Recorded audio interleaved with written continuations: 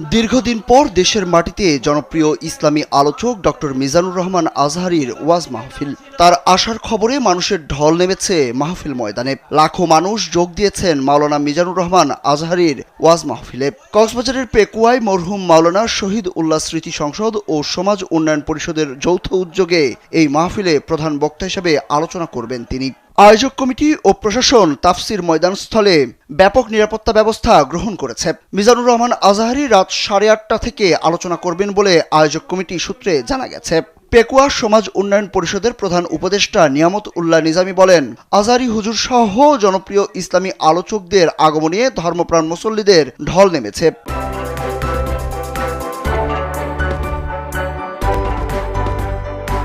মানুষ সামাল দিতে তাদের হিমশিম খেতে হচ্ছে, তবে যৌথ বাহিনী সহযোগিতা করছে তাদের।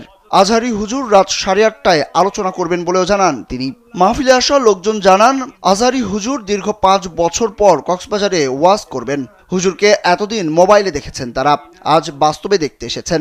অনেকেই আবার মঞ্চের সামনে জায়গা নিতে একদিন আগে থেকে পেকুয়ায় অবস্থান করছেন। কেউ কেউ আবার হতাশ হয়ে বলছেন, এত পরিমাণ মানুষ হয়েছে যে হুজুরকে দেখতে এসে প্যান্ডেলের সামনে পর্যন্ত যাওয়া সম্ভব হচ্ছে না। একদিন ব্যাপী এই ঐতিহাসিক তাফসিরুল কোরআন মাহফিল শুক্রবার সকাল 10টা থেকে শুরু হয়েছে।